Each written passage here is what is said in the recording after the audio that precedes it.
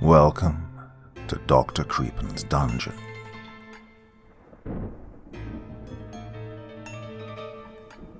If you're feeling lonely, dim all the lights and put on a horror podcast.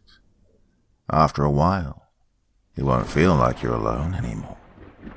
3 terrifying tales of terror for you this evening. Our opening offering is The Dullahan by Daz123D. We follow this with The Witch's Pet by Iris in the Burning Sage. And we round off this evening of horror with the classic work Derelict by William Hope Hodgson. Now, as ever before we begin, a word of caution. Tonight's stories may contain strong language, as well as descriptions of violence and horrific acts. If that sounds like your kind of thing, then let's begin. St. Anne's Avenue was quiet of late. Maybe it be the rumours, or maybe it be the chill that rested on the hollow the town was built on. Whatever the reason, teeth were chattering and bodies clenched tight to try and hold on to the final remains of heat that their bodies clung to. Rural Kerry was no place for the weak of heart, nor weak of body, that's for sure. Father of the family, my family, Tommy Joe T.J. John McDonough, ran his family like a soldier's battalion, and he ran it well. Worked from dawn until dusk, as long as weather allowed it, day in, day out. Farming life was the life of a hard man, a man of steel. He was raised such a way, and likewise so would his son be. He believed when he was too old, and almost forgotten, the son James would take the farm by its reins and once more hold it steady in the family name. Father didn't know of my deepest desires and plans to move away and study. The very idea he scoffed at. He almost choked on his bread when Nancy, Mum, merely mentioned the idea of her son bettering himself away from a life of labour and back-breaking farm work. A swift smack at the back of his hand to her soft cheek surely quieted Mam and any further talk of James leaving or the farm being sold when they got too old. With a swollen cheek, Mam comforted herself as she cried, and the rest attended their daily chores. My chores finished early. I'd hidden behind round bales of hay and read stories to my little sister. She was the apple of my eye and the reason that at 17 I hadn't left already. Leaving her tore my heart to pieces, and I knew soon the day would come. James, what are the rumours of the Caller of Death? The Dullahan, my friend Mary called him. Can you tell me more, please, brother? Please, I won't tell Mom. Okay, I whispered in a lower voice. The Dullahan are an ancient folk, not like the Banshee or the Fae. They are far, far older. The Dullahan come to reap a soul and take whomever they choose whenever they want. They say to look into the eyes of the head he carries is like gazing into hell itself. Oh, they are to be feared, and one cannot run, nor can one hide. The Dullahan is headless, but the head he holds in his hand sees all in this world and many other worlds unknown to us, or so the tales go. He has many weapons, but his favourite is that of a whip made of a human spine and wrapped in the skin of human to form leather. He will whip you twice, leaving an X on your face, before calling your full name, forcing your soul to exit its body and to follow him and his stallion on which he rides to the underworld. Lily's lip began to quiver, and tears built up in her eyes. The rumours, she mumbled. Yeah, that's why they closed Mark's coffin, because of the X on his face, and how he died so suddenly. The rumours of the man on horseback who screamed his name before he died. It all makes sense now, Lily cried, silently as possible. Hush, hush, I comforted her. They're just stories and people spreading panic and fear. Don't you worry one bit. Oh, I've got you, sis. No demon could ever separate us. You know that. Lily forced a smile through teary eyes. And hand in hand we made our way home as work was done and night had fallen quickly. In the distance near the farmhouse, an orange glow and smoke let us both know instantly. Fire! We screamed. We sprinted towards the house, and upon reaching there, my mum wrapped her arms around me. "I tried to stop him, son. I'm sorry. I really tried to stop him," she roared over the crackling flames. I looked down to see a pit of every book I'd ever owned, every leaflet of colleges up and down the country. Anything and everything I ever had an interest in outside that farm, my father had burnt in a fire pit, including my wooden box of savings from the last few years of work. Any inkling of a life away from this plane was quickly turning to ash and leaving on the breeze. The anger built and grew in every fiber of my body. Me, now twice the size and man my father had ever been, and capable of crushing him easily with a simple few blows of my fist. Mom, seeing the anger brew within me, pleaded me not to, but my father, fueled by whiskey, pleaded for a row. I was not the man my father wanted me to be, and I would not imitate his actions. Never. I took my sister by the hand and headed into the darkness, leaving them both screaming and fighting in the dark. His calls for a fight becoming an echo as we walked away. I'd grown tired of my mother's unwillingness to leave and instead stay and be his punching bag after my years of pleading and begging her. My anger now even grew like a mold, spreading from my father to my mother, encasing them both with the same sickness I felt for each now. Within the fog and darkness, they could not see where Lily and I silently made our way to the barn in the second acre, just far enough to be safe until morning, when all would be sober. Sadly, this was not our first camp out, and we had blankets and snacks ready for a night just like this. After a steady munch, I began to drift into sleep, when Lily pushed me awake. From where we lay, the doorway gave us perfect views. There, sitting on a large, dark stallion, was a man. The moon behind him, so shadows only barely helped emphasize his silhouette. My sister held her breath in fear. The smell of leather and sweating equine filled my nostrils, that and the occasional rustle of steel on leather stirrups. I searched for a head that I could not find. Just a collar, I think, a scarf and other items found around one's neck. And I was shocked when I found it. It wasn't where it belonged.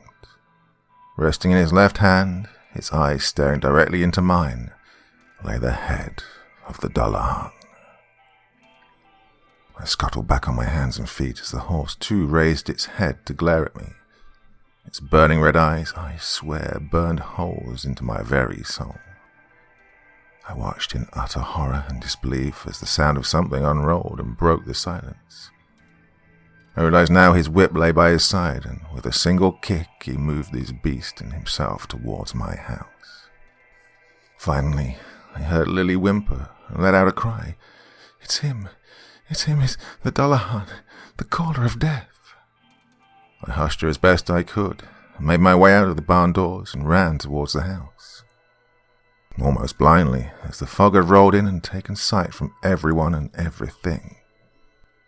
I finally reached my house, and I was already too late. My mom, for some reason, weeping on my dad's behalf, on her knees, as she pleaded with the Dullahan not to take him. The speaking head in the ancient beast's hand glanced at me with a look that came from hell itself. My father stumbled towards the Dullahan as he played almost joyfully with his whip of human bone and leather. In an instant, two sounds rang out, and an X, at least 2 inches deep, lay perfectly across my father's face.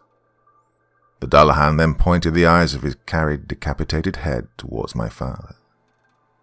It cleared its throat as it spoke to Tommy Joe John McDonough. "Your soul now must follow me, and I hope for your sake to not have to visit this land once more." And with that my father collapsed and died, and the Dullahan was gone. 3 months have passed since the events that plagued our small village, Unfortunately, Lily saw far more than I wished, but somehow it made her stronger. A brief sit-down among ourselves let us all delve into our perspectives and understand each other's knowledge and point of view. We grieved and cried together. Still a family, thank God. It helped us all understand each other better and to put this story together bit by bit from all the angles. This in turn helped me write to the best of my ability everyone's perspective and story as best I could. Lily intends to go to college when she's old enough and become a teacher, which fills my heart with joy. Mum has been up and down since Dad departed, as she puts it. But to be honest, once the farm is sold, which won't be long, her life will be much improved. She just doesn't realize it yet. All she knew was pain and suffering and grief at his hands, so I'm sure her happiness will come. Well, she has Lily and I to help her find it. And you're probably wondering about me. My dreams might have been burnt in a pit that night, but I kept many stored up here in this brain of mine, and one day you may very well hear or very well call upon the practice or nurses of Dr. James McDonough. Well, that's what the future holds, I hope, and I imagine soon I will get there. Please God, keep your eyes on the papers and watch out for my name, as I'm sure it'll appear one day. And as for the Dullahan, keep your eyes wide and ears peeled for the sound of steel horseshoe on cobble, as it could never be mistaken. Never be the reason he, like a hound from hell, comes calling your name. Live your life and live it well, and that alone may keep the sound of horseshoes distant. Far too distant to ever be coming to a town near you.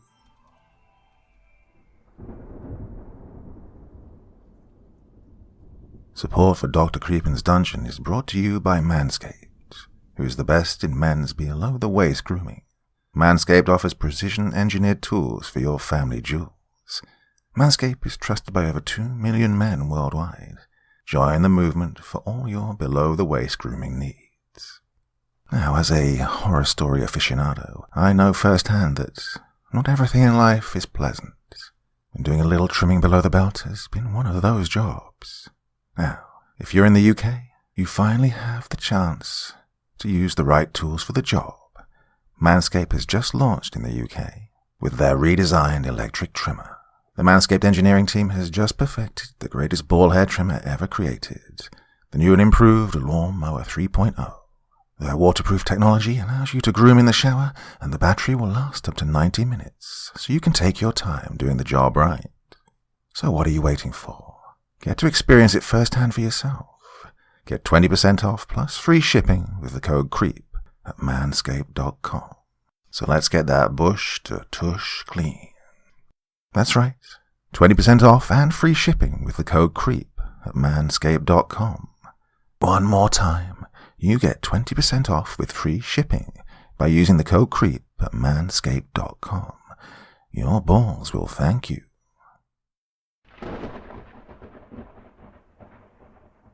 In our second tale of terror this evening, we move on from Headless Horseman to Witches' Pets.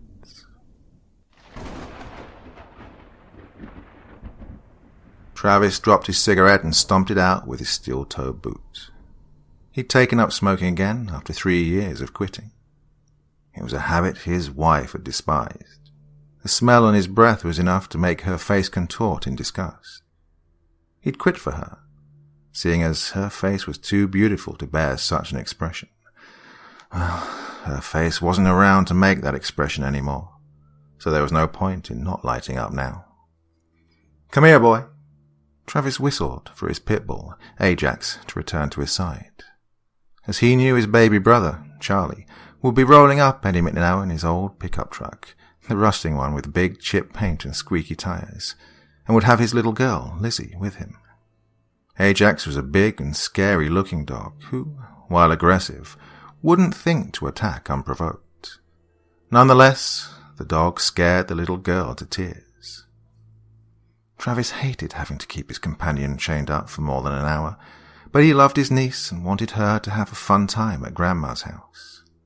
Travis and Charlie's mother, Mabel, was a curvaceous woman with thinning hair, blue eyeshadow caked on her eyelids, and fiery red lipstick smeared everywhere but her lips.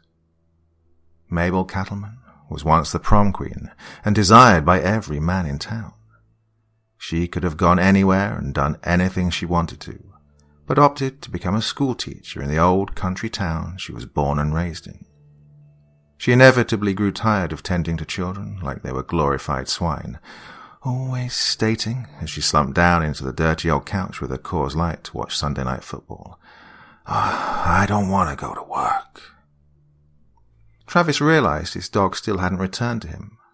He called out for Ajax again. "Here, boy, here," he whistled, but Ajax still hadn't returned.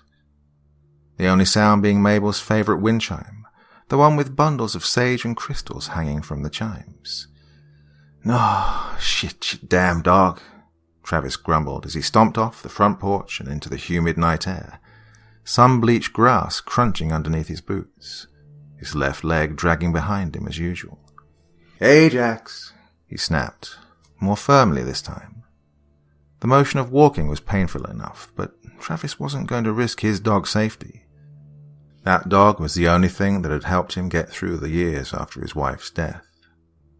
The summer cold that sent her 6 feet underground. He didn't even get to keep a penny of her life insurance policy. It all went to hospital bills and the funeral. Losing his 4-legged friend too was not an option. He scratched at his beard. Cigarette ashes fell from it like snow, or maybe they were tortilla chip crumbs from last night's taco dinner. "I should try to wash up before Lizzie gets here," he thought to himself while scouring the land for his dog. "Ajax, come here, boy," he shouted again, not noticing the red splattered across the grass beneath him. Suddenly, a loud, wolf-like growl came from somewhere behind him. Travis spun around quickly, hoping deep down that that sound was coming from his beloved pet. He knew better, seeing the 6 floating red orbs shining in the darkness just beyond the tree line. Slowly, a massive wolf-like creature stalked out into the open. Its fur was darker than black, its multiple, spider-like eyes that were scattered across its large forehead burned blood red and scowled with hatred. Long yellow claws protruded from the ends of its paws, at the end of tree-trunk-like legs. Blinding white canines, like swords, were bared by its deep and distorted snarl, and it had ears that were long and came to a sharp point. All the color drained from Travis's face as he stared at the monster. He had only one clear thought. That's not Ajax. Travis turned to flee, stomping and stumbling in the hope of getting away. He thought, if he could just get to a vehicle, he could be okay. He'd even settle for the rusty lawnmower that was older than him. He begged Mabel to get a new one, but she refused to part with it. Soon enough, his right leg got caught in something hidden in the grass, causing him to fall flat on the ground. Travis looked behind him, seeing the creature bounding towards him. He began to claw at the ground, trying to drag himself along, but he stopped once he realized what he had tripped over. Ajax. The truck braked with a piercing screech as Charlie pulled up outside his mother's house. She stood on the porch to greet them, her eyeshadow smearing as she rubbed her tired eyes. A little blonde-haired girl flew out of the truck before it could truly stop. "Grammy!" she squealed in delight as she leapt up into the old woman's arms. "Hello, little Lizzie," Mabel said with a smile too big for her face. "Where's Travis?" Charlie asked as he got out of the driver's seat, not feeling the need to lock the truck. Mabel's already wide smile seemed to grow even bigger, remembering the pain-filled howls and shrieks from earlier before. She was going to do it the same way he did. That would have been the poetic way, but he needed to suffer. The taste of poison wasn't good enough.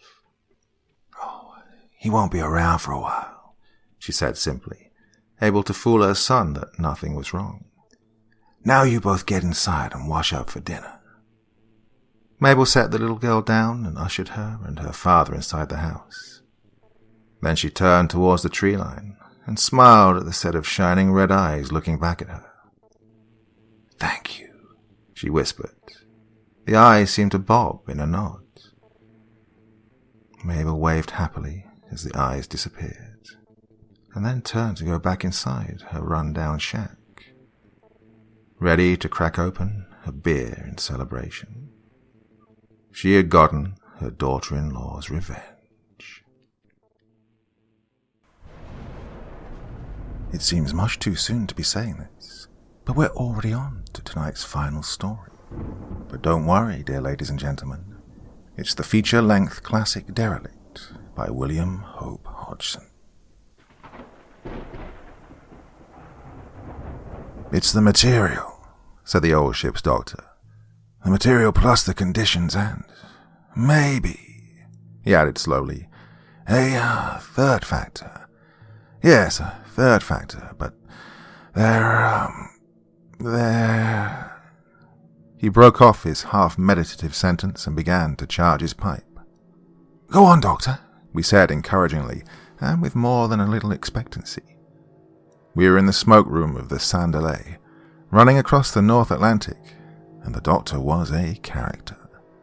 He concluded the charging of his pipe and lit it, and then settled himself, and began to express himself more fully. "The material," he said with conviction, "is inevitably the medium of expression of the life force, the fulcrum, as it were, lacking which it is unable to exert itself or indeed to express itself in any form or fashion that would be intelligible or evident to us. So potent is the share of the material in the production of that thing which we name life, and so eager the life force to express itself, that I'm convinced it would, if given the right conditions, make itself manifest even through so hopeless seeming a medium as a simple block of sawn wood. For I tell you, gentlemen, the life force is both as fiercely urgent and as indiscriminate as fire, the destructor, yet which some are now growing to consider the very essence of life rampant. There's a quaint seeming paradox there," he concluded, nodding his old grey head. "Yes, Doctor," I said. "In brief, your argument is that life is a thing, state, fact, or element, call it what you like, which requires the material through which to manifest itself, and that given the material plus the conditions, the result is life. In other words, that life is an involved product, manifested through matter and bred of conditions, eh?" "As we understand the word," said the old doctor, "though, mind you, there may be a third factor. But, in my heart, I believe that it's a matter of chemistry, conditions in a suitable medium. But given the conditions, the brute is so almighty that it will seize upon anything through which to manifest itself. It is a force generated by conditions, but nevertheless this does not bring us one iota nearer to its explanation, any more than to the explanation of electricity or fire. They are, all three, of the outer forces, monsters of the void. Nothing we can do will create any one of them. Our power is merely to be able, by providing the conditions, to make each one of them manifest to our physical senses. Am I clear?"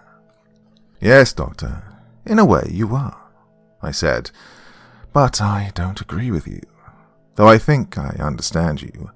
Electricity and fire are both what I call natural things, but life is an abstract something, a kind of all-permeating wakefulness.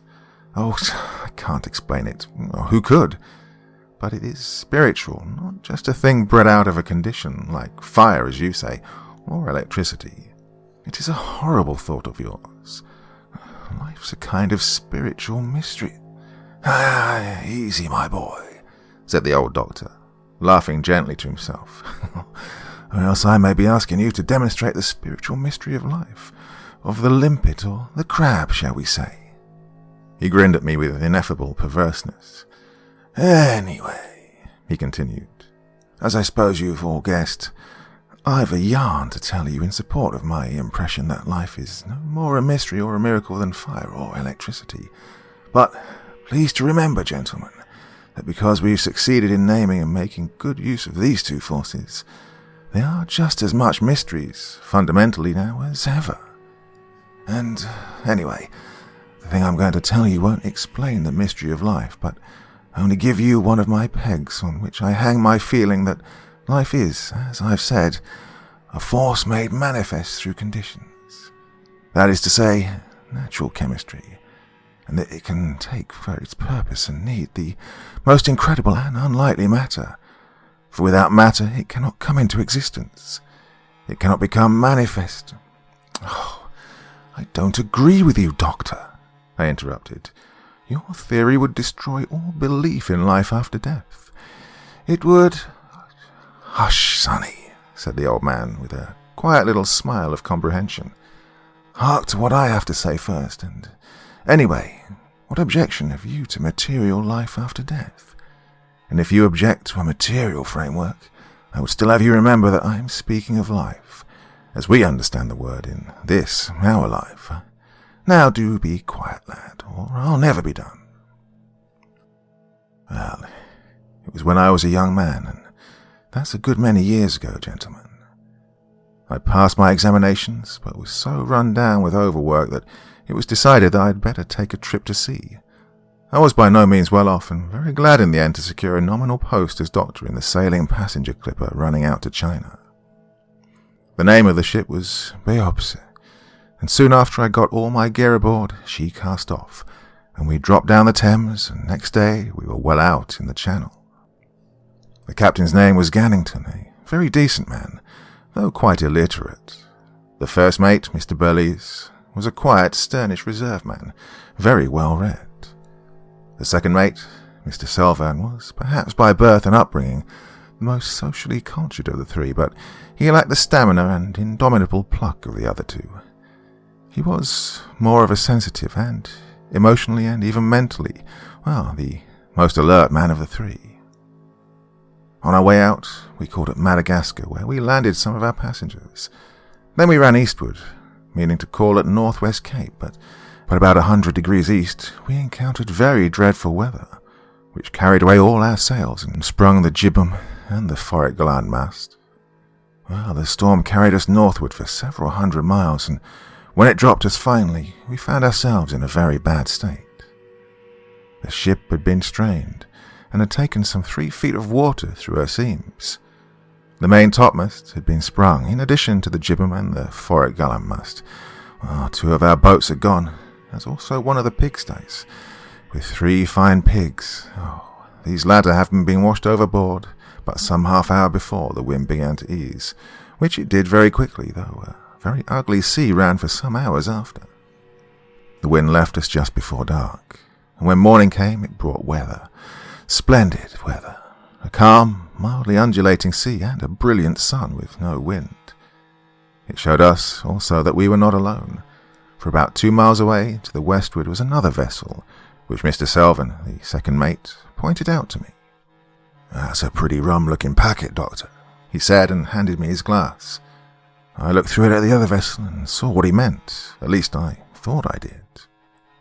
Yes, Mr. Selvern, I said, she's got a pretty old-fashioned look about her. Well, he laughed at me in his pleasant way. It's easy to see you're not a sailor, Doctor, he remarked. There's a dozen rum things about her. She's a derelict, and has been floating around by the look of her for many a score of years. Look at the shape of her counter, and the bows and cutwater. She's as old as the hills, as you might say, and ought to have gone down to Davy Jones a good while ago. Look at the growths on her, and the thickness of her standing rigging. That's all salt incrustations, I fancy. Well, if you notice the white colour. Well, she's been a small bark, but don't you see, she's not a yard left aloft. They've all dropped out of the slings, everything rotted away. Wonder the standing rigging hasn't gone too. I wish the old man had let us take the boat and have a look at her. She'd be well worth it. There seemed little chance, however, of this, for all hands were turned to and kept hard at it all day, repairing the damage to the masts and gear, and this took a long while, as you may think. Part of the time I gave a hand heaving on one of the deck capstans, for the exercise was good for my liver. Old Captain Gannington approved, and I persuaded him to come along and try some of the same medicine, which he did, and we got very chummy over the job. Well, we got talking about the Derelict, and he remarked how lucky we were not to have run full tilt onto her in the darkness, for she lay right away to the leeward of us, according to the way we'd been drifting in the storm. He was also of the opinion that she had a strange look about her, that she was pretty old, but on this latter point he plainly had far less knowledge than the second mate, for he was, as I've said, an illiterate man, and knew nothing of seacraft beyond what experience had taught him. He lacked the book knowledge which the second mate had of vessels previous to his day, which it appeared the Derelict was. She's an old 'un, Doctor," was the extent of his observations in this direction.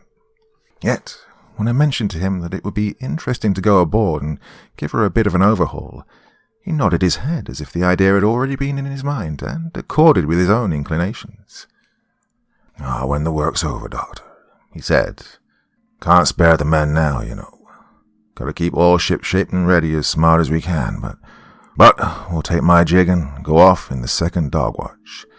The glass is steady, and it'll be a bit of a gam for us."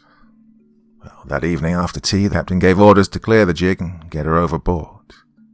The second mate was to come with us, and the skipper gave him word to see that 2 or 3 lamps were put into the boat, as it would soon fall dark.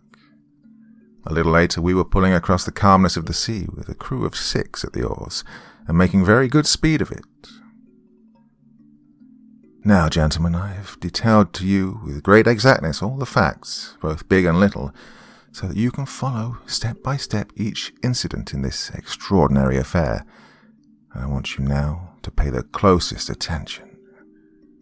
I was sitting in the stern sheets with the second mate and the captain, who was steering, and as we drew nearer and nearer to the stranger, as indeed did Captain Gannington and the second mate, she was, as you know, to the westward of us, and the sunset was making a great flame of red light to the back of her, so that she showed a little blurred and indistinct by reason of the halation of the night, which almost defeated the eye in any attempt to see our rotting spars and standing rigging, submerged as they were in the fiery glory of the sunset.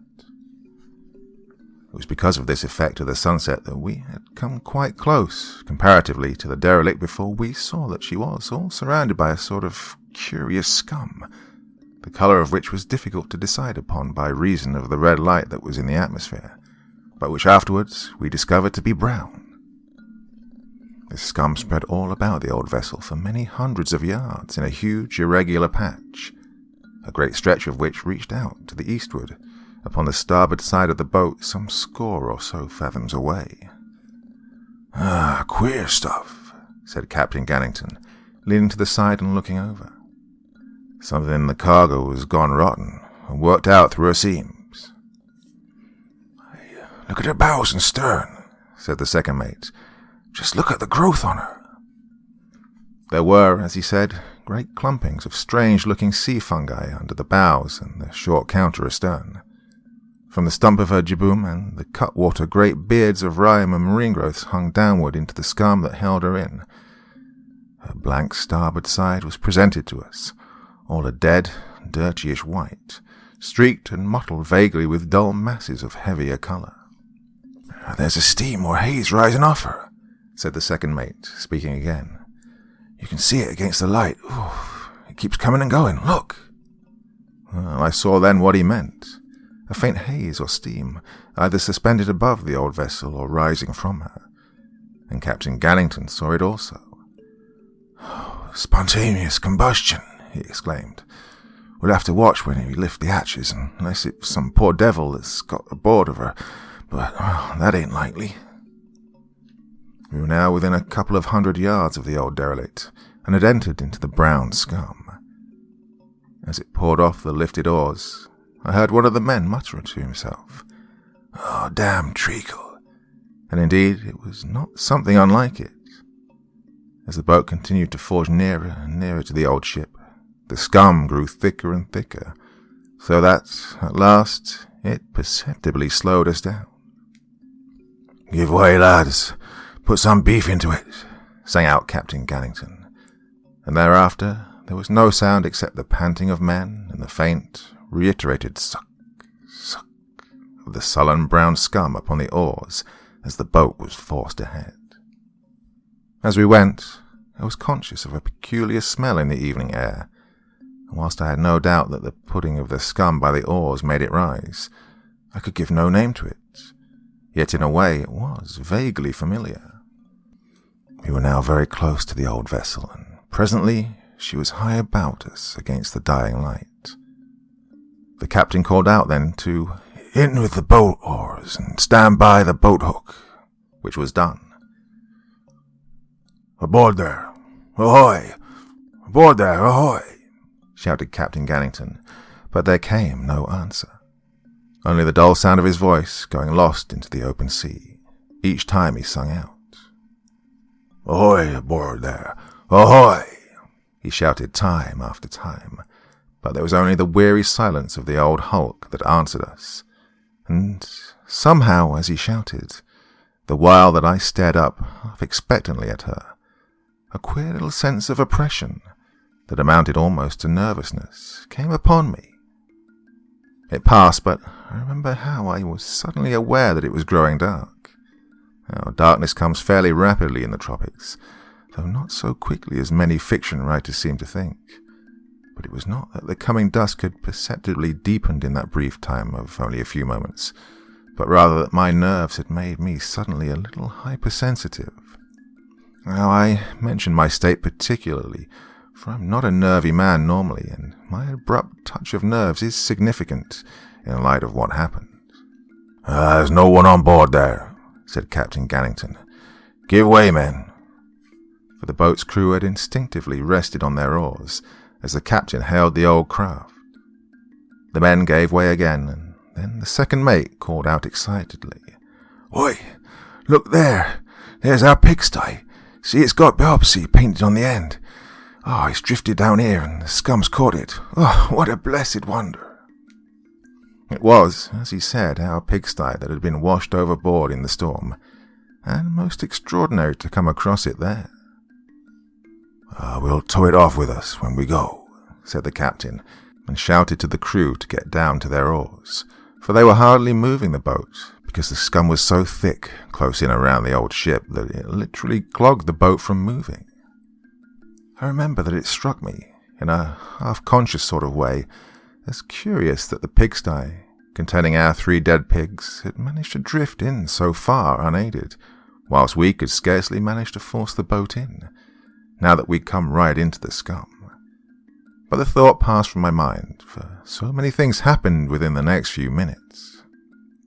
The man managed to bring the boat in alongside, within a couple of feet of the derelict, and the man with the boat hook hooked on. "Have you got hold there, for'ard?" asked Captain Gannington. "Yes, sir," said the bowman, and as he spoke, there came a queer noise of tearing. "What's that?" said the captain. "It's tore, sir. Tore clean away," said the man, and his tone showed that he had received something of a shock. "Oh, get a hold again, then," said Captain Gannington irritably. "You don't suppose this packet was built yesterday? Shove the hook into the main chains." The man did so gingerly, as you might say, for it seemed to me, in the growing dusk, that he put no strain onto the hook, though of course there was no need. You could see the boat could not go very far of herself in the stuff in which she was embedded. I remember thinking this, also, as I looked up at the bulging side of the old vessel, and then I heard Captain Gannington's voice. "Lord, but she's old. And what a colour, Doctor. Oh, she don't want half a paint, do she? Now then, somebody, one of them oars." An oar was passed to him, and he leant it up against the ancient bulging side. Then he paused, and called to the second mate to light a couple of the lamps, and stand by to pass them up, for darkness had settled down now upon the sea. The second mate lit 2 of the lamps, and told one of the men to light a third, and keep it handy in the boat, and then he stepped across, with a lamp in each hand, to where Captain Gannington stood by the oar against the side of the ship.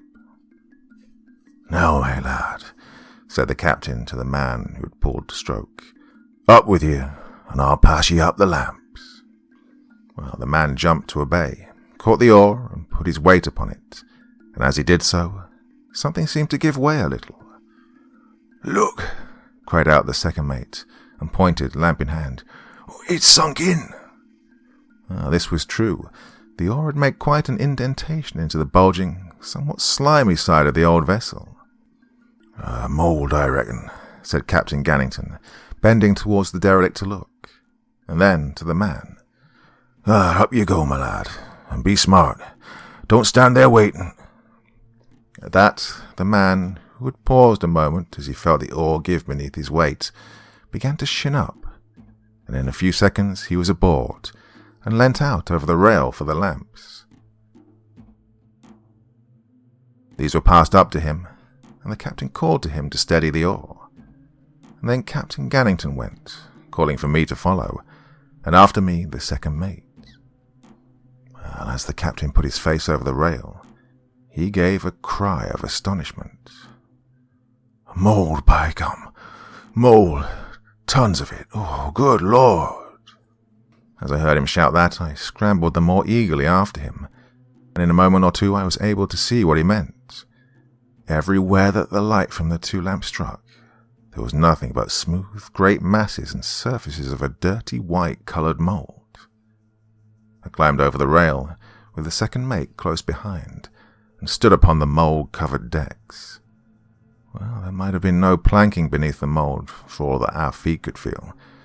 It gave way under our tread with a spongy, puddingy feel. It covered the deck furniture of the old ship so that the shape of each article and fitment was often no more than suggested through it. Captain Gannington snatched a lamp from the man, and the second mate reached for the other. They held the lamps high, and we all stared. It was most extraordinary, and somehow most abominable. I can think of no other word, gentlemen, that so much describes the predominant feeling that affected me at the moment. "Good Lord," said Captain Gannington several times. "Good Lord." But neither the second mate nor the man said anything, and, for my part, I just stared, and at the same time began to smell a little at the air, for there was a vague odour of something half familiar that somehow brought to me a sense of half-known fright. I turned this way and that, staring, as I've said. Here and there the mould was so heavy as to entirely disguise what lay beneath, converting the deck fittings into indistinguishable mounds of mould, all dirty white and blotched and veined with irregular, dull, purplish markings. There was a strange thing about the mould, which Captain Gannington drew attention to.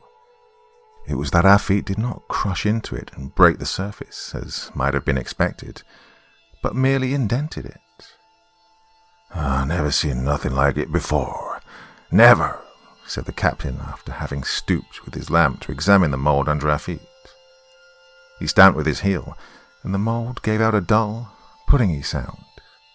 He stooped again, and with a quick movement, stared, holding the lamp close to the deck. "Oh, blessed if it ain't a regular skin to it." The second mate and the man and I all stooped and looked at it. The second mate prodded it with his forefinger, and I remember I rapped it several times with my knuckles, listening to the dead sound it gave out, and noticing the close, firm texture of the mould. "Oh," the second mate said. "Oh, it's just like blessed dough. Oof." He stood up with a quick movement. "Oh, I could fancy it stinks a bit," he said. As he said this, I knew, suddenly, what the familiar thing was in the vague odour that hung about us. It was that the smell had something animal-like in it, something of the same smell, only heavier, that you would smell in any place that's infested with mice. I began to look about with a sudden, very real uneasiness. There might be vast numbers of hungry rats aboard. They might prove exceedingly dangerous, if in a starving condition. Yet, as you will understand, somehow I hesitated to put forward my idea as a reason for caution. It was too fanciful. Captain Gannington had begun to go aft along the mould-covered main deck with the second mate, each of them holding their lamps high up, so as to cast a good light about the vessel. I turned quickly and followed them, the man with me keeping close to my heels and plainly uneasy. As we went, I became aware that there was a feeling of moisture in the air, and I remembered the slight mist or smoke above the hulk, which had made Captain Gannington suggest spontaneous combustion in explanation. And, always as we went, there was that vague animal smell. Suddenly I found myself wishing we were well away from this old vessel. Abruptly, after a few paces, the captain stopped and pointed at a row of mold-hidden shapes on each side of the main deck. "Guns," he said. "Been a privateer in the old days, I guess. Maybe worse. Well, we'll have a look below, Doctor. There may be something worth touching. Well, she's older than I thought. Mr. Selvin thinks she's about 200 years old, but I scarce think it." While we continued our way aft, I remember that I found myself walking as lightly and gingerly as possible, as if I were subconsciously afraid of treading through the rotten, mold-hid decks. I think the others had a touch of the same feeling from the way they were walking. Occasionally, the soft stuff would grip on our heels, releasing them with a little sullen suck. The captain forged somewhat ahead of the second mate, and I know that the suggestion he'd made himself that perhaps there might be something below worth carrying away had stimulated his imagination. The second mate was, however, beginning to feel somewhat the same way I did. At least, I have that impression. I think if it had not been for what I might truly describe as Captain Gannington's sturdy courage, we should all of us have just gone back over the side very soon, for there was most certainly an unwholesome feeling abroad that made one feel queerly lacking in pluck, and you'll soon see that this feeling was justified. Just as the captain reached the few mold-covered steps leading up onto the short half-poop, I was suddenly aware that the feeling of moisture in the air had grown very much more definite. It was perceptible now, intermittently, as a sort of thin, moist, fog-like vapor that came and went oddly, and seemed to make the decks a little indistinct to the view, this time and that. Once an odd puff of it beat up suddenly from somewhere and caught me in the face, carrying a queer, sickly heavy odor with it that somehow frightened me strangely with a suggestion of waiting and half-comprehended danger. We'd followed Captain Gannington up the 3 mold-covered steps, and now went slowly along the raised afterdeck. By the mizzenmast, Captain Gannington paused, and held his lantern near to it. "My word, mister," he said to the second mate, "it's fair thickened up with mold. Why, I'll guarantee it's close on 4 foot thick." He shone the light down to where it met the deck. "Oh, good Lord," he said. "Look at the sea lice on it." I stepped up, and it was as he'd said. The sea lice were thick upon it, some of them huge, not less than the size of large beetles, and all a clear, colourless shade, like water, except there were little spots of grey on them. "I've never seen the like of 'em, except on a live cod," said Captain Gannington in an extremely puzzled voice. "My word, but they're whoppers." Then he passed on, but a few paces farther aft he stopped again, and held his lamp near to the mould-hidden deck. "Oh, Lord bless me, Doctor," he called out in a low voice. "Did you ever see the like of that? Why, it's a foot long if it's an inch." I stooped over his shoulder and saw what he meant. It was a clear, colourless creature about a foot long and about 8 inches high, with a curved back that was extraordinarily narrow. As we stared, all in a group, it gave a queer little flick and was gone. "Jumped," said the captain. "Well, if that ain't a giant of all the sea lice that I've ever seen. I guess it's jumped 20 foot clear." He straightened his back and scratched his head a moment, swinging the lantern this way and that with the other hand and staring about us. "What are they doing aboard here?" he said. "Oh, you'll see 'em. Little things. On fat cod and such like. I'm blowed, Doctor, if I understand." He held his lamp towards a big mound of the mould that occupied part of the after portion of the lower poop deck, a little foreside of where there came a 2-foot-high break to a kind of second and loftier poop that ran aft to the taffrail. The mound was pretty big, several feet across, and more than a yard high. Captain Gannington walked up to it. "I reckon this is the scuttle," he remarked, and gave it a heavy kick. The only result was a deep indentation into the huge, whitish lump of mould, as if he'd driven his foot into a mass of some doughy substance. Yet I'm not altogether correct in saying that this was the only result, for a certain other thing happened. From the place made by the captain's foot there came a sudden gush of a purplish fluid, accompanied by a peculiar smell that was, and was not, half familiar. Some of the mould-like substance had stuck to the toe of the captain's boot, and from this likewise there issued a sweat, as it were, of the same colour. "Well," said Captain Gannington in surprise, and drew back his foot to make another kick at the hump of mould. But he paused at an exclamation from the second mate. "Oh, don't, sir," said the second mate.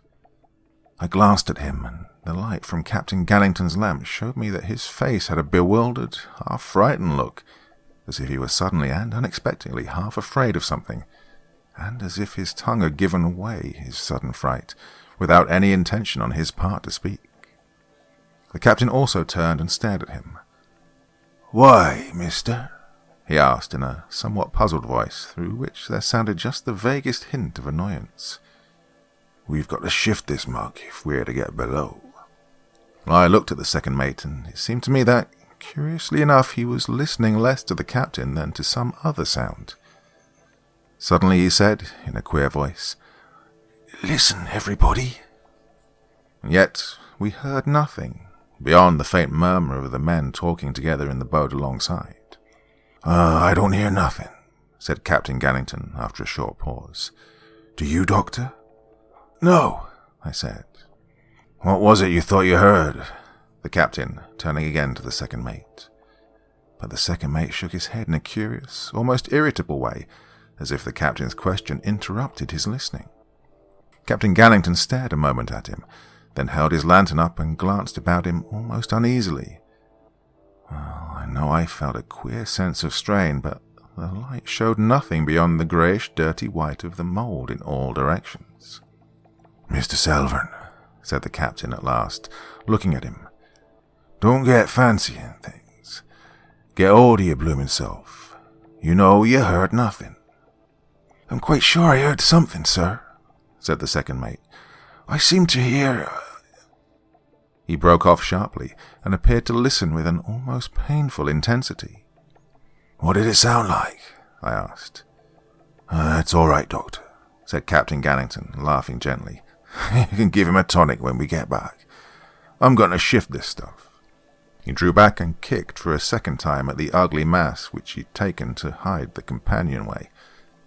The result of his kick was startling, for the whole thing wobbled sloppily, like a mound of unhealthy-looking jelly.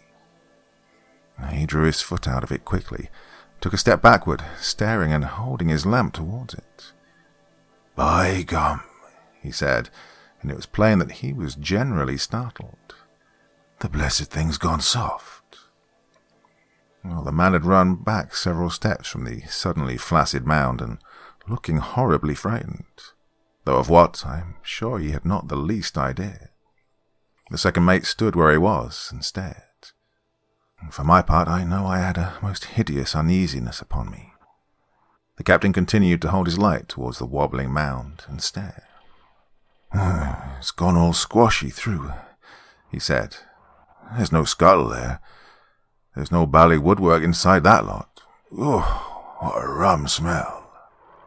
He walked round to the after side of the strange mound to see whether there might be some signs of an opening into the hull at the back of the great heap of mould stuff. And then, "Listen," said the second mate again, in the strangest sort of voice. Captain Gannington straightened himself upright, and there succeeded a pause of the most intense quietness, in which there was not even the hum of talk from the men alongside in the boat. We all heard it. A kind of dull, soft thud, thud, thud, thud. Somewhere in the hull under us, yet so vague as to make me half doubtful I'd heard it, only that the others did so too. Captain Gannington turned suddenly to where the man stood. "Tell them," he began. But the fellow cried out something and pointed. There had come a strange intensity into his somewhat unemotional face, so the captain's glance followed his action instantly. I stared also, as you may think. It was the great mound at which the man was pointing, and I saw what he meant. From the two gapes made in the mould-like stuff by Captain Gannington's boots, the purple fluid was jetting out in a queerly regular fashion, almost as if it were being forced out by a pump. My word, but I stared, and even as I stared a larger jet squirted out and splashed as far as the man, spattering his boots and trouser legs. The fellow had been pretty nervous before, in a stolid, ignorant sort of way, and his funk had been growing steadily, but at this he simply let out a yell and turned about to run. He paused an instant, as if a sudden fear of the darkness that held the decks between him and the boat had taken him. He snatched at the second mate's lantern, tore it out of his hand, and plunged heavily away over the vile stretch of mould. Mr. Selvin, the second mate, said not a word. He was just staring at the strange-smelling twin streams of dull purple that were jetting out from the wobbling mound. Captain Gannington, however, roared an order to the man to come back, but the man plunged on and on across the mould, his feet seeming to be clogged by the stuff, as if it had suddenly grown soft.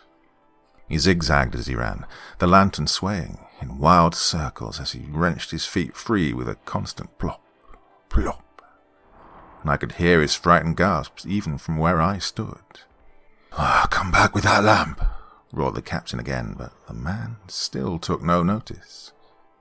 And Captain Gannington was silent an instant, his lips working in a queer, inarticulate fashion, as if he were stunned momentarily by the very violence of his anger at the man's insubordination.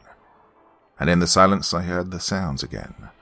Thud, thud, thud, thud.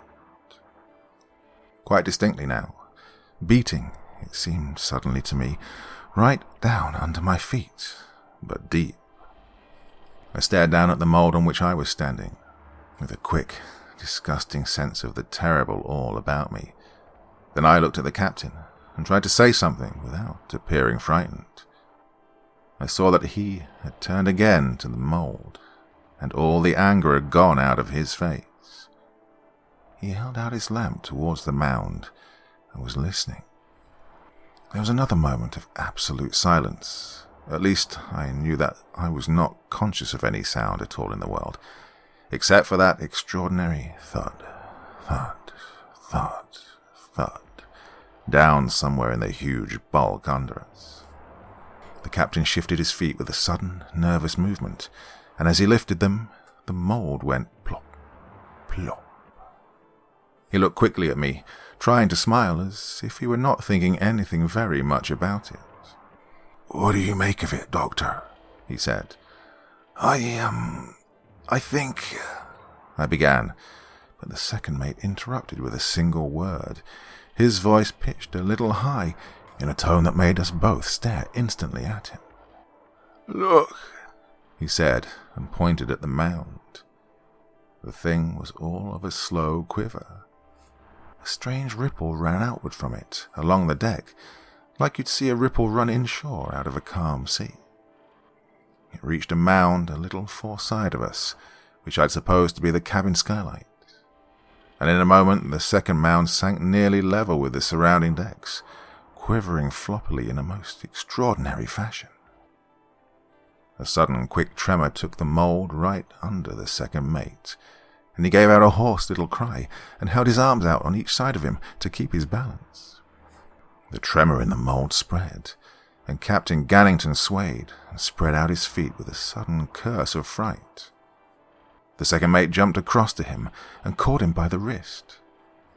"The boat, sir!" he said, saying the very thing that I lacked the pluck to say. "For God's sake!"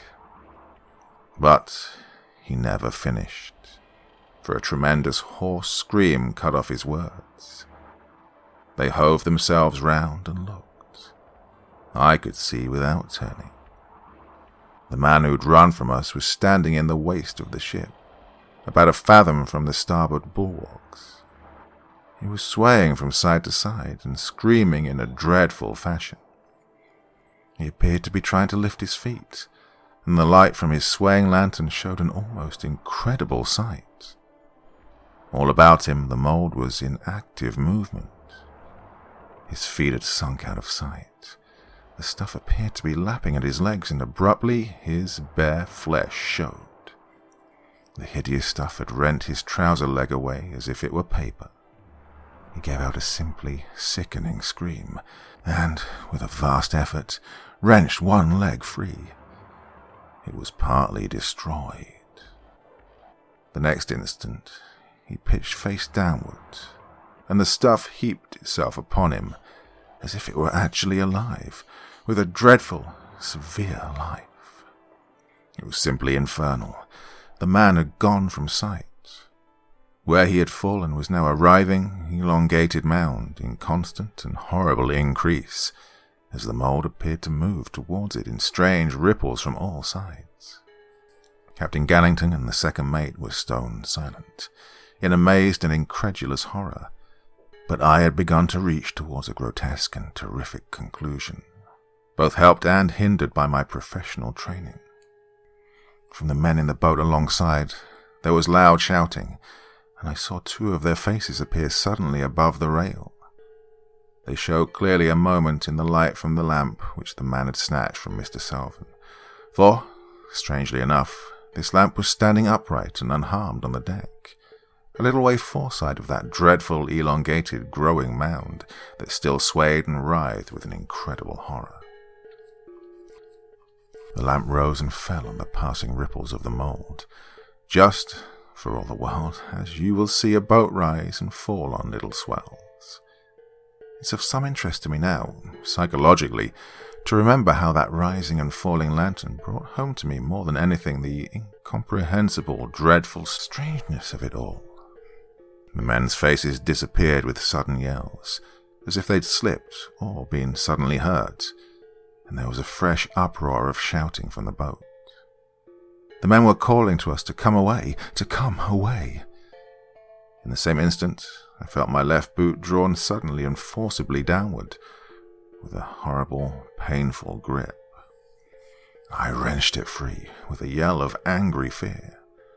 Forward of us, I saw the vile surface was all a move, and abruptly I found myself shouting in a queer, frightened voice, "The boat, Captain! The boat, Captain!" Captain Gannington stared round at me, over his right shoulder, in a peculiar dull way that told me he was utterly dazed with bewilderment and the incomprehensibleness of it all. I took a quick, clogged, nervous step towards him and gripped his arm and shook it fiercely. "The boat!" I shouted at him. "The boat! For God's sake, tell the men to bring the boat aft!" Then the mound must have drawn his feet down, for abruptly he bellowed fiercely with terror, his momentary apathy giving place to furious energy. His thick-set, vastly muscular body doubled and writhed with his enormous effort, and he struck out madly, dropping the lantern. He tore his feet free, something ripping as he did so. The reality and necessity of the situation had come upon him brutishly real, and he was roaring to the men in the boat. "Bring the boat aft! Bring her aft! Bring her aft!" The second mate and I were shouting the same thing madly. "For God's sake, be smart, lads!" roared the captain, and stooped quickly for his lamp, which still burned. His feet were gripped again, and he hove them out, blaspheming breathlessly and leaping a yard high with his effort. Then he made a run for the side, wrenching his feet free at each step. In the same instant, the second mate cried out something and grabbed at the captain. "It's got a hold of my feet! It's got a hold of my feet!" he screamed, His feet had disappeared up to his boot tops, and Captain Gannington caught him round the waist with his powerful left arm, gave a mighty heave, and the next instant had him free. But both his boot soles had gone. For my part, I jumped madly from foot to foot to avoid the plucking of the mould, and suddenly I made a run for the ship's side. But before I could get there, a queer gape came in the mould between us and the side, at least a couple of feet wide, and how deep I don't know. It closed up in an instant, and all the mould where the cape had been vent into a sort of flurry of horrible ripplings, so that I ran back from it, for I did not dare to put my foot upon it. Then the captain was shouting at me, Aft, Doctor! This way, Doctor, run!" I saw then that he'd passed me and was up on the after-raised portion of the poop. He'd had the second mate thrown like a sack, all loose and quiet over his left shoulder, for Mr. Selvin had fainted, and his long legs flopped limp and helpless against the captain's massive knees as he ran. I saw with a queer, unconscious noting of minor details how the torn soles of the second mate's boots flapped and jigged as the captain staggered aft. "Boat ahoy! Boat ahoy! Boat ahoy!" shouted the captain, and then I was beside him, shouting also. The men were answering with loud yells of encouragement, and it was plain they were working desperately to force the boat aft through the thick scum about the ship. We reached the ancient, mould-hid taffrail, and slewed about breathlessly in the half-darkness to see what was happening. Captain Gannington had left his lantern by the big mound when he picked up the second mate, and as we stood, gasping, we discovered suddenly that all the mould between us and the light was full of movement. Yet the part on which we stood, for about 6 or 8 feet forward of us, was still firm. Every couple of seconds we shouted to the men to hasten, and they kept on calling to us that they would be with us in an instant. And all the time we watched the deck of that dreadful hulk, feeling, for my part, literally sick with mad suspense, and ready to jump overboard into that filthy scum all about us. Down somewhere in the huge bulk of the ship, there was all the time that extraordinary dull, ponderous thud, thud, thud, thud, growing ever louder. I seemed to feel the whole hull of the derelict beginning to quiver and thrill with each dull beat. And to me, with the grotesque and hideous suspicion of what made that noise, it was at once the most dreadful and incredible sound I'd ever heard. As we waited desperately for the boat, I scanned incessantly so much of the grey-white bulk as the lamp showed. The whole of the deck seemed to be in strange movement. Forward of the lamp, I could see indistinctly the moundings of the mould swaying and nodding hideously beyond the circle of the brightest rays. Nearer, and in full glow of the lamp, the mound which should have indicated the skylight was swelling steadily. There were ugly purple veinings on it, and as it swelled, it seemed to me that the veinings and mottlings on it were becoming plainer, rising as though embossed upon it, like you'll see the veins stand out on the body of a powerful, full-blooded horse. It was most extraordinary. The mound that we'd supposed to cover the companionway had sunk flat with the surrounding mould, and I could not see that it jetted out any more of the purplish fluid. A quaking movement of the mound began away forward of the lamp, and came flurrying away aft towards us, and at the sight of that I climbed up on the spongy-feeling taffrail, and yelled afresh for the boat. The men answered with a shout, which told me they were nearer, but the beastly scum was so thick that it was evidently a fight to move the boat at all. Beside me, Captain Gannington was shaking the second mate furiously, and the man stirred and began to moan. The captain shook him again. Wake up, mister," he shouted. The second mate staggered out of the captain's arms and collapsed suddenly, shrieking, "My feet! Oh God, my feet!" The captain and I lugged him off the mound and got him into a sitting position upon the taffrail, where he kept up a continual moaning. "Hold him, Doctor," said the captain, and whilst I did so, he ran forward a few yards and peered down over the starboard quarter-rail. "Oh, for God's sake, be smart, lads. Be smart, he shouted down to the men. Then they answered him, breathless, from close at hand, yet still too far away for the boat to be any use to us on the instant. I was holding the moaning, half-unconscious officer and staring forward along the poop decks. The flurrying of the mould was coming aft, slowly and noiselessly, and then, suddenly, I saw something closer. "Look out, Captain!" I shouted, and even as I shouted, the mould near to him gave a sudden, peculiar slobber. I'd seen a ripple stealing towards him through the mould. He gave an enormous, clumsy leap and landed near to us on the sound part of the mould, but the movement followed him. He turned and faced it, swearing fiercely. All about his feet there came abruptly little gapings, which made horrid sucking noises. "Come back, Captain," I yelled. "Come back, quick!" As I shouted, a ripple came at his feet, lipping at them, and he stamped insanely at it and leaped back, his boot torn half off his foot.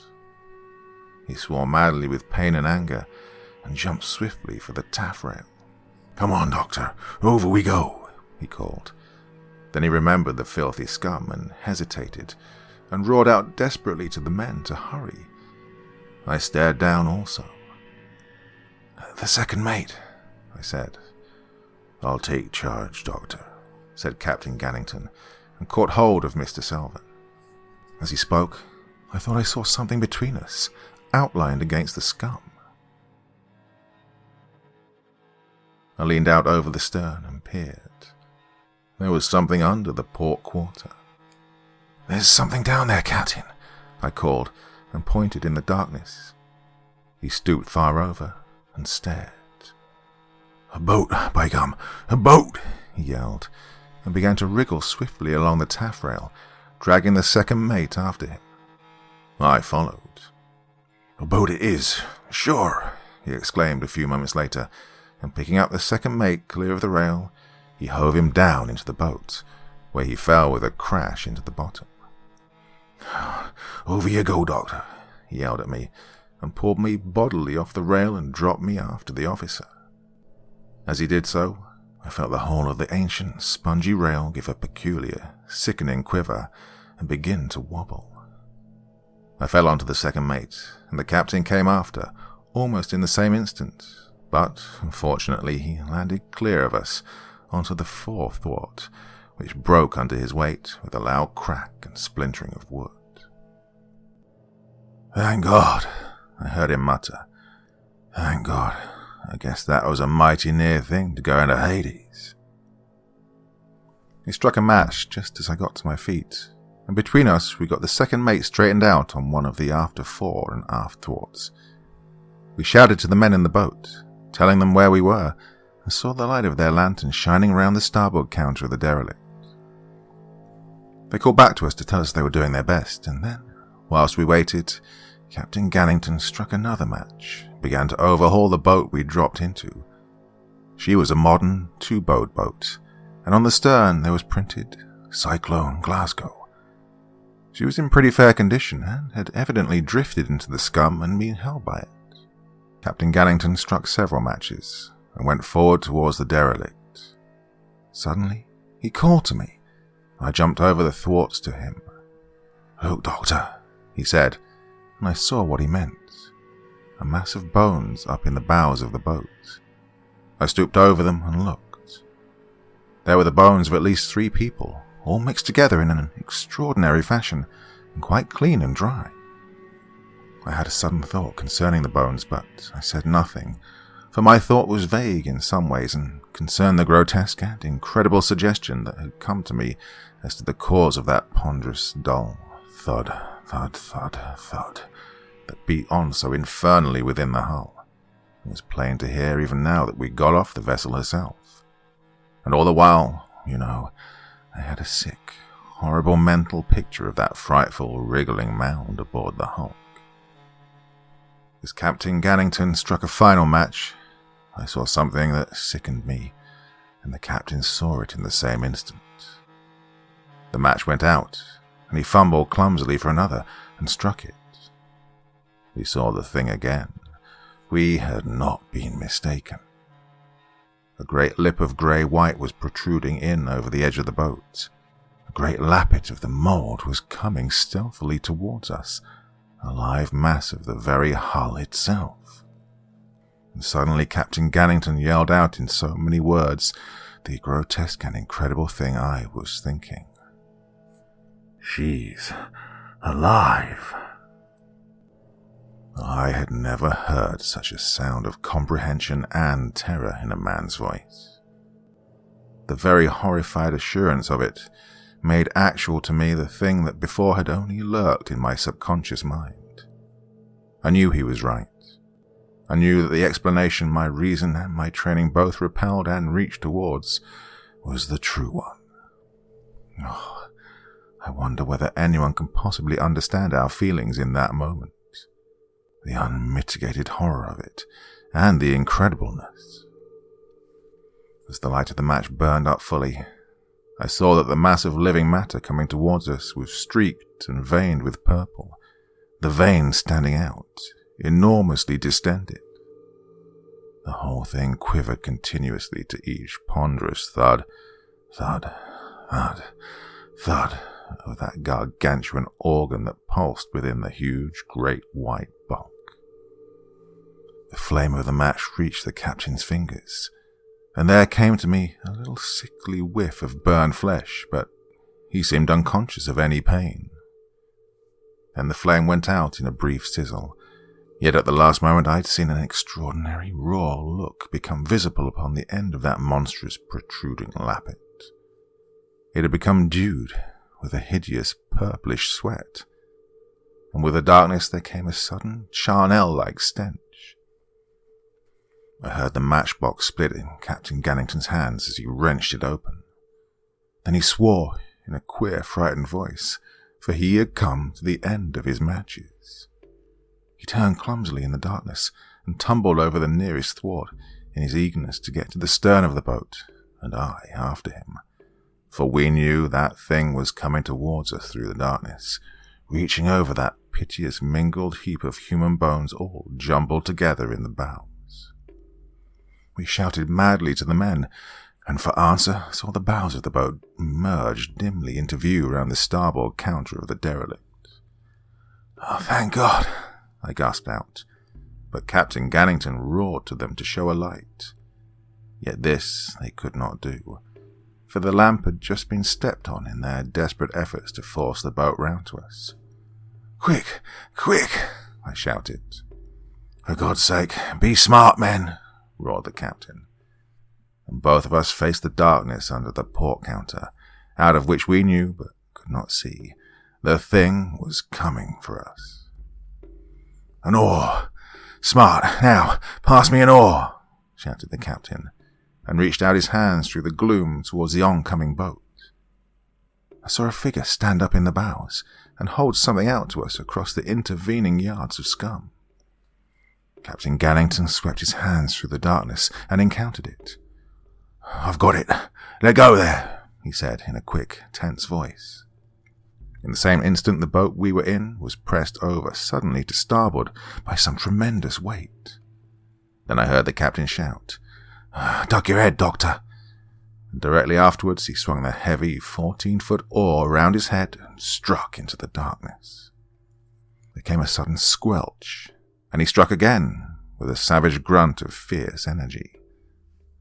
At the second blow the boat righted with a slow movement, and directly afterwards the other boat bumped gently into ours. Captain Gannington dropped the oar, and, springing across to the second mate, hove him up off the thwart and pitched him with knee and arms clear in over the bows among the men. They shouted to me to follow, which I did, and he came after me, bringing the oar with him. We carried the second mate aft, and the captain shouted to the men to back the boat a little. Then he got her bows clear of the boat we'd just left, and so headed out through the scum for the open sea. "Where's Tom Harrison?" gasped one of the men in the midst of his exertions. He happened to be Tom Harrison's particular chum, and Captain Gannington answered him briefly enough. "Dead. Pull, don't talk," Now, difficult as it had been to force the boat through the scum to our rescue, the difficulty to clear seemed tenfold. After some 5 minutes pulling, the boat seemed hardly to have moved a fathom, if so much, and quite dreadful fear took me afresh, which one of the panting men put suddenly into words. "He's got us," he gasped out. "Same as poor Tom." It was the man who'd inquired where Harrison was. "Shut your mouth and pull," roared the captain. And so another few minutes passed. Abruptly, it seemed to me that the dull, ponderous thud, thud, thud, thud came more plainly through the dark, and I stared intently over the stern. I sickened a little, for I could almost swear that the dark mass of the monster was actually nearer, that it was coming nearer to us through the darkness. Captain Gannington must have had the same thought, for after a brief look into the darkness, he jumped forward and began to double-bank the stroke oar. "Get forward under the oars, Doctor," he said to me rather breathlessly. "Get in the bows and see if you can't free the stuff a bit around the bows." I did as he told me, and a minute later I was in the bows of the boat, puddling the scum from side to side and trying to break up the viscid, clinging muck. A heavy, almost animal-like smell arose off of it, and all the air seemed full of the deadening, heavy smell. I shall never find words to tell anyone on earth the whole horror of it all, the threat that seemed to hang in the very air around us, and but a little astern, that incredible thing, coming, as I firmly believed, nearer, and scum holding us like half-melted glue. The minutes passed in a deadly, eternal fashion, and I kept staring back astern into the darkness, but never ceasing to puddle that filthy scum, striking at it and switching it from side to side until I sweated. Abruptly, Captain Gannington sang out, "We're gaining, lads! Pull!" And I felt the boat forge ahead perceptibly, as they gave way with renewed hope and energy. There was soon no doubt of it, for presently that hideous thud, thud, thud, thud had grown quite dim and vague somewhere astern, and I could no longer see the derelict, for the night had come down tremendously dark, and all the sky was thick, overset with heavy clouds. As we drew nearer and nearer to the edge of the scum, the boat moved more and more perceptibly, until suddenly we emerged with a clean, sweet, fresh sound into the open sea.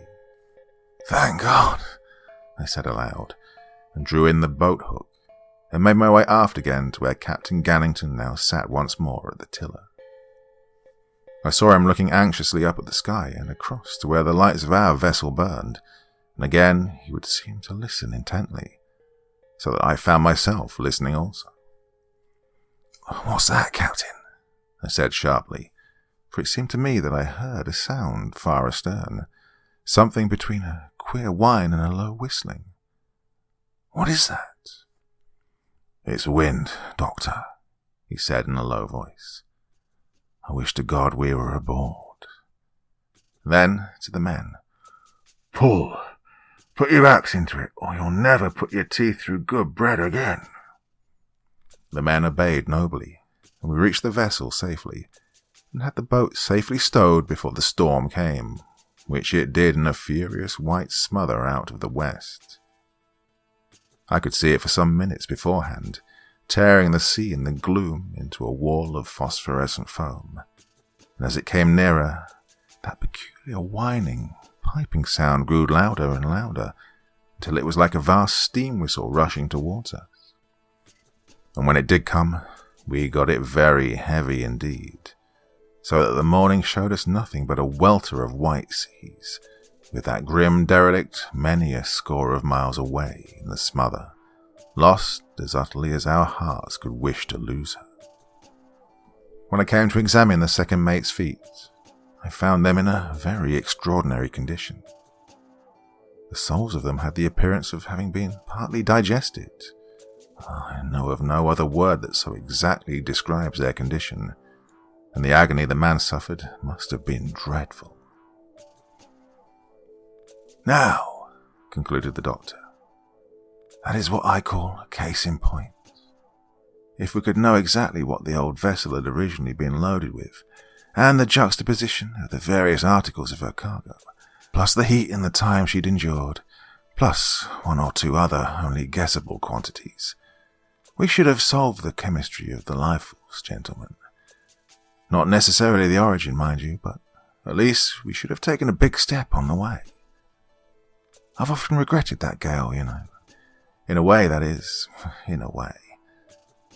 It was a most amazing discovery, but at the same time I had nothing but thankfulness to be rid of it. A most amazing chance. I often think of the way the monster woke out of its torpor. God, and that scum. The dead pigs caught in it. Oh, I fancy that was a grim kind of a net, gentlemen, and it caught many things. The old doctor sighed and nodded. If I could have had a bill of lading, he said, his eyes full of regret. It might have told me something to help. But anyway. He began to fill his pipe again. I suppose, he ended, looking round at us gravely, I suppose we humans are an ungrateful lot of beggars at the best, but oh, what a chance. What a chance, eh?